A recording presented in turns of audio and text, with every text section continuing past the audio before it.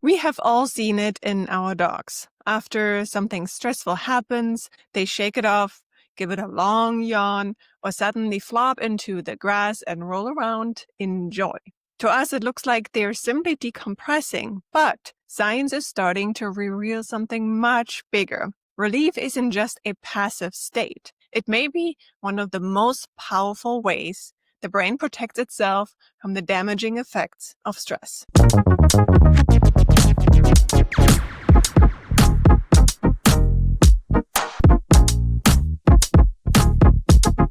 In 2023, a team of neuroscientists published a study in the journal Neuron asking a simple but powerful question.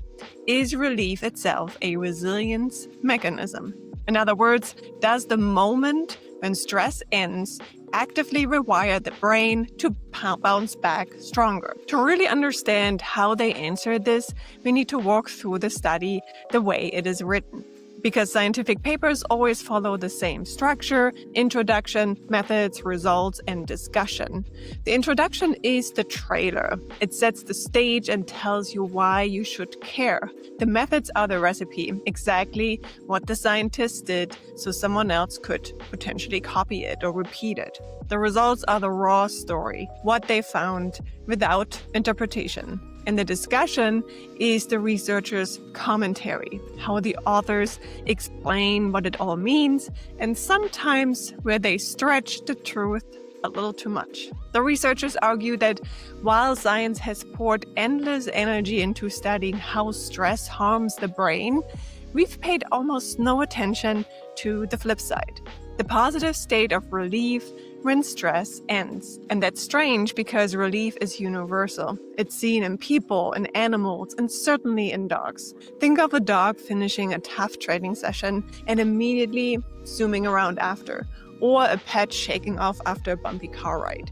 The burst of lightness may not just feel good, it may be rewiring the brain towards resilience. That's the promise the introduction makes. Now, the methods of this paper. This is where most people's eyes glaze over when they read a paper. But it's the most important part if you want to judge whether the findings actually mean anything. Here's what they did. They stressed mice in two ways. In one group, the animals were restrained in some sort of tube, meaning held so they couldn't go anywhere. Another group got mild electrical foot shocks. These aren't meant to traumatize the animals, but they do create measurable stress. Then the key test. Did the end of stress feel rewarding? To measure that, they used something called the conditioned place preference test. It works like this.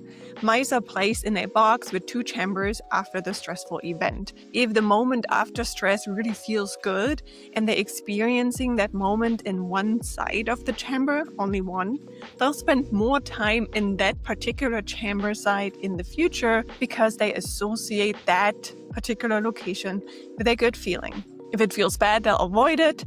So if relief really is rewarding, the mice should prefer the one chamber where the stress ended versus the other. And that's exactly what happened. But here's where the study gets really strong.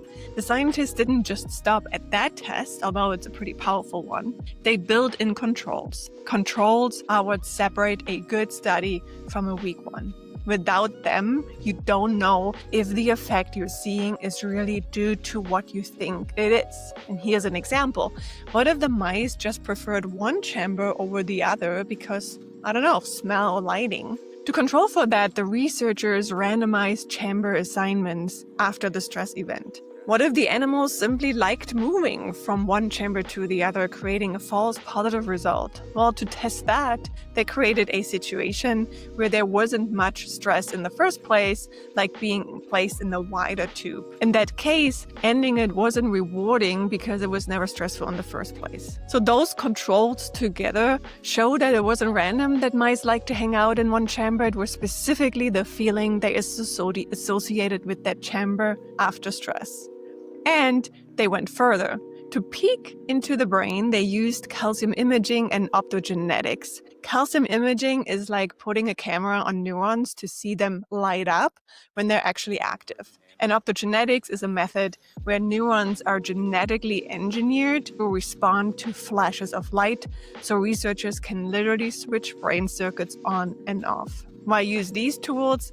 Well, because if relief really matters, there has to be a brain mechanism behind it. And dopamine neurons, the brain's reward system, are the best suspects. By turning those neurons on or off, the scientists could test whether dopamine actually controlled resilience. So what did they find? Well, the results were clear. Relief was not neutral. It was as exhilarating of a sensation as morphine.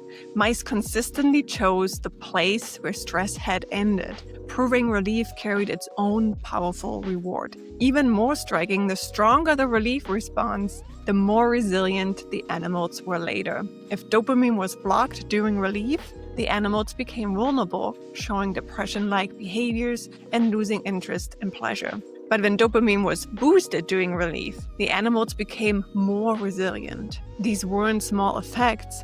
They were large, obvious changes, meaning this wasn't a statistical fluke. Now, think about what this means for dogs. It tells us resilience doesn't come from avoiding stress altogether. It comes from pairing stress with clear, immediate moments of relief. A dog that faces structural challenges, like a controlled training exercise or handling drills where the dog needs to be restrained, can bounce back stronger if that moment is followed by decompression. Play, sniffing, a rewarding activity, these are not luxuries. They may be essential for the brain to learn, I survived stress, and I can recover. Let's look at the discussion here. This is where authors interpret their findings and where, as readers, we need to be very careful. The data shows relief is rewarding and dopamine is involved. The authors argue this means relief is an evolutionary adaptation, a natural defense against stress. But here's also where we see the study's limitations, of course. This was done in mice, not dogs. Relief was measured in very controlled conditions, not in the chaos of real life.